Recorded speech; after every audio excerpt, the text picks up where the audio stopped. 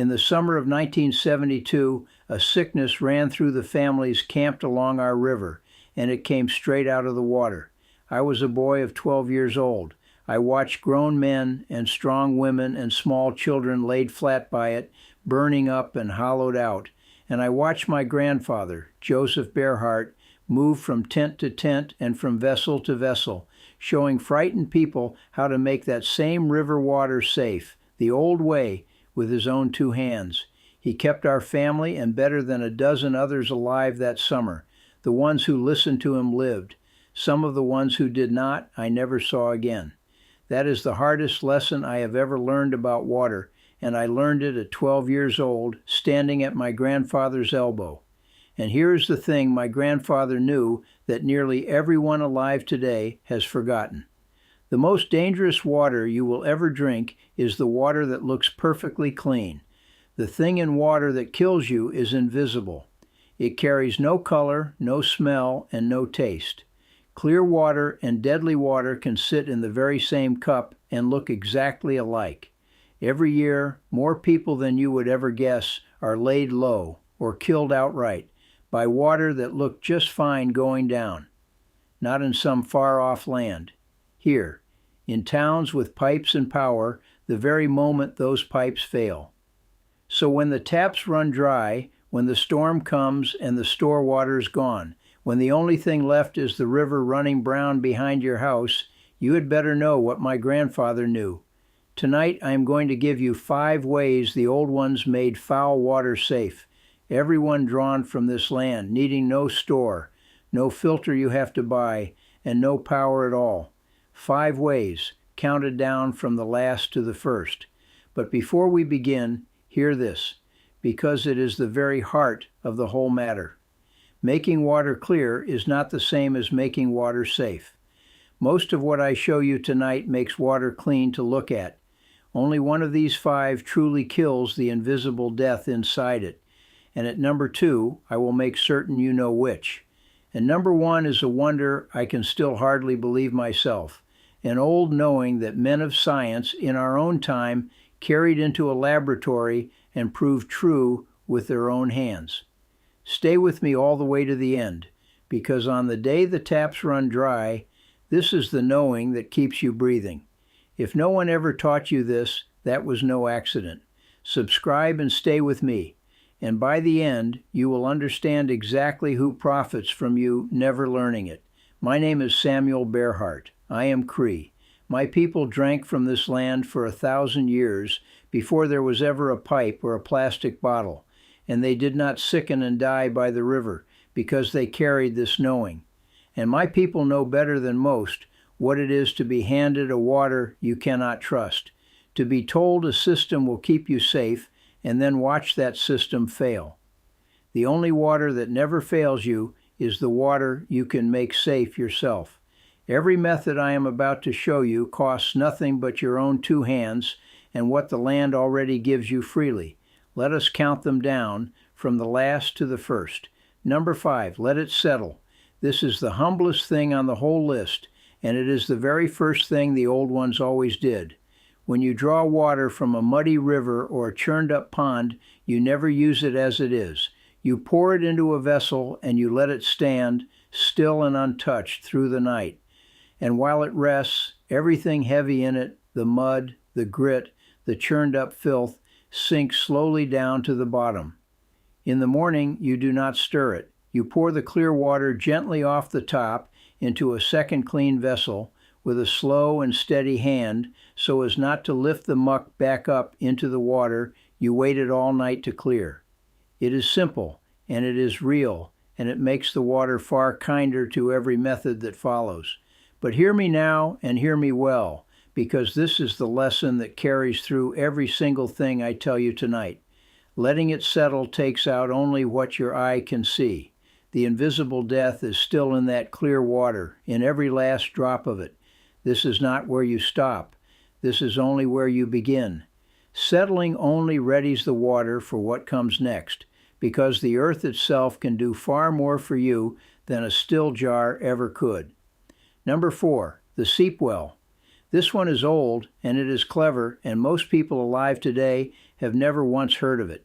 Instead of dipping your cup straight into the muddy river or the stagnant green pond, you walk a few good steps back from the water's edge, up onto the bank, and there, in that damp ground, you dig yourself a hole, a foot or two down, sometimes more, until water begins to gather in the bottom of it. And here's the wisdom of it. That water does not come to you straight from the river. It comes sideways, pulled slow through a foot or more of packed sand and soil and earth, and that ground strains it the whole way, catching the mud, the algae, so much of the filth the open water carried. The first water that seeps in comes up murky, and that is fine. You bail it out and cast it aside and let the well fill again, and this time it comes up clearer. What finally gathers in the bottom of your seep well is cleaner by far than the water sitting an arm's length away in the open pond.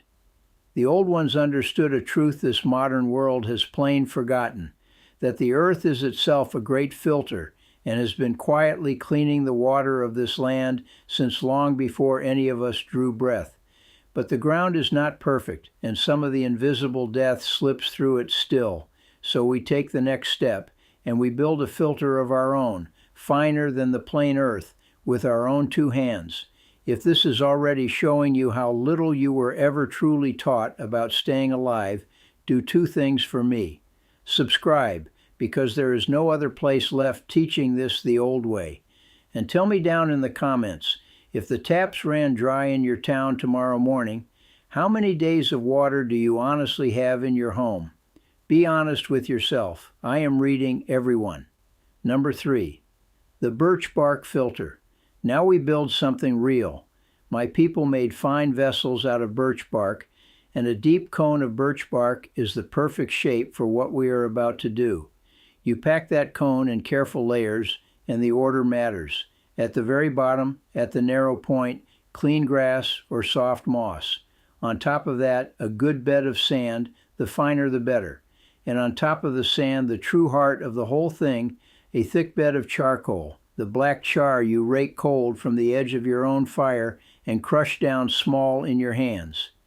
Then you pour your settled water in the top, slow and patient, and let it find its way down through the char, the sand, the grass, and drip out clean at the bottom. That charcoal is the secret the whole filter turns on. It does not merely strain the water like a net. The char is riddled through with countless tiny hollows, and as the water creeps past, those hollows grip and hold the foulness, the bad taste, the smell, even some of the true poisons that hide in bad water. Now the modern world will sell you this very thing in a plastic jug for $40, a charcoal filter that clogs in a month and gets thrown in a landfill, and then they sell you another. The birch and the char cost you nothing but the knowing. But I will not lie to you, not on a matter that can cost a person their life. Even this filter, good as it is, does not kill the smallest of the invisible killers. It makes the water beautiful to look at. It does not yet make it safe to drink. Now hear me, because these last two are the ones that truly matter, the two the whole video has been walking toward. Everything so far has made your water cleaner to look at. These last two are the difference between clear water and water that will not kill you.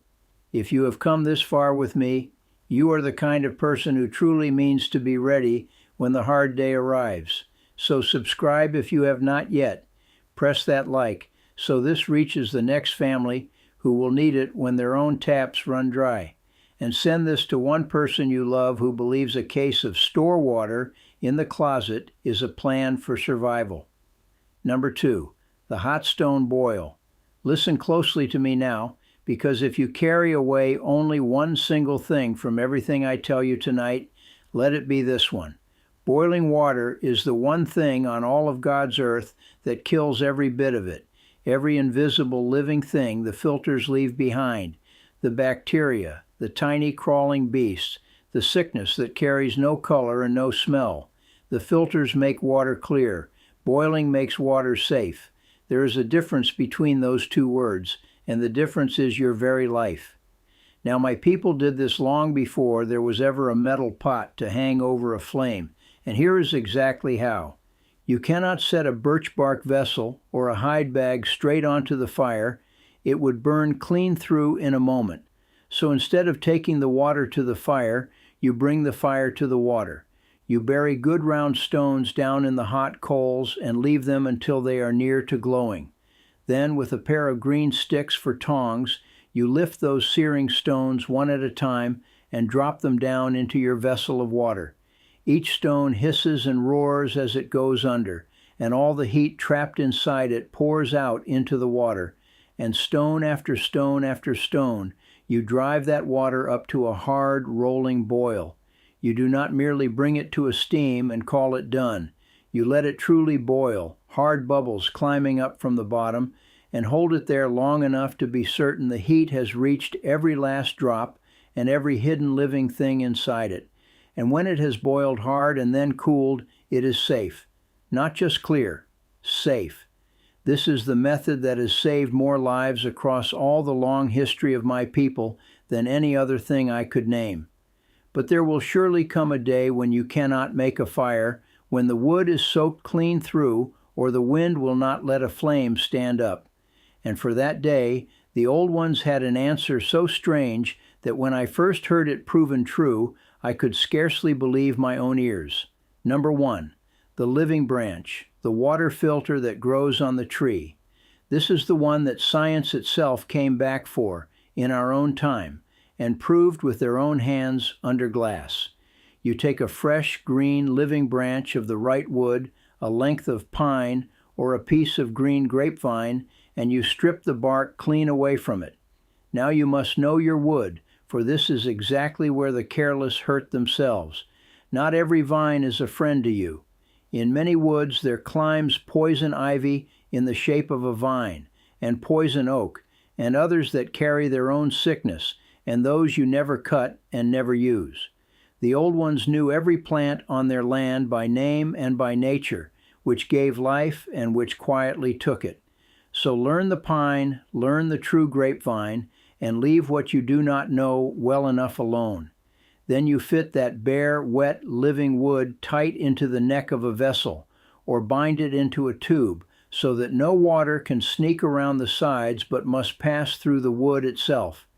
Keep the cut end wet from the moment you cut it, for if the wood dries, the tiny channels inside it close, and your filter dies before it ever begins. You pour your foul water in at the top, and slow, drop by patient drop, clean water begins to weep out the bottom. Because hidden inside that living wood is the very way the tree itself drinks.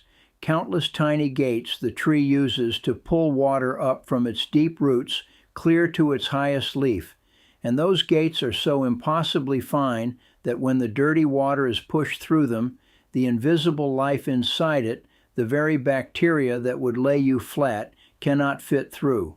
The wood catches them and holds them fast, and lets only clean water pass.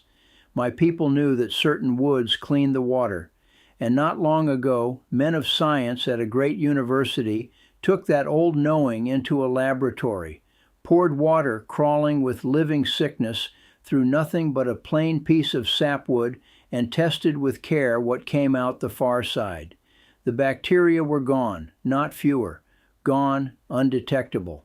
An old knowing, proven true under glass, 1,000 years on. Now I owe you the whole truth here, because a half-truth about water is exactly how good people die. This living filter strains out the bacteria, but it does not catch the very smallest killers of all, the ones the scientists call viruses, and it works slow, drop by patient drop, so when you can make a fire you still boil. But hear me, because number 1 was never really the branch. The branch is only the proof of it. Number 1 is the knowing itself, the thing every method tonight has been circling, that you were born able to keep yourself alive from the land under your feet, and that no empty shelf and no dry tap can touch a man who carries it. That is what they would rather you never learn. They did not stop teaching this because it stopped working. They stopped because there is no profit to be made off a man who can make his own water safe with a branch and a stone. A bottle empties. A store-bought filter clogs and gets thrown away. But this knowing, you learn it once, and you carry it the rest of your life. So there they are. 5 ways to take the foul water this hard world will one day hand you and pull life out of it instead of death. And every single one of them carries the same truth my grandfather taught me at 12 years old, standing over the sick along that river. Clear is not safe. The eye cannot see the thing that kills you in water. Only the knowing can. So here is what I ask of you. Not all 5. 1. This week, go and do just one of them with your own 2 hands. Fill a jar with muddy water and watch it settle clear overnight. Rake the cold char from your fire and build a little filter and pour water through it. Heat a stone in the coals and drop it hissing into a cup and watch it steam. Just one, so that your hands already know the doing of it before the day you truly need it, because on that day there will be no time left to learn. And tell me down in the comments, have you ever had to make bad water safe with your own hands, and how did you do it? I read every one, and I am trying to gather the old knowing back up before it is gone from this world for good. My grandfather Joseph kept a dozen families alive on foul river water the summer I was 12, with nothing but his hands and what he knew. He is gone now, and most of what he carried is gone with him, the way it goes every time one of the old ones passes. But not this, not tonight. This much at least I have handed back to you. I am Samuel Bearheart. Learn to keep yourself alive, and you will never again have to hope that someone else will do it for you. Keep the old ways alive. They are the ones that kept us.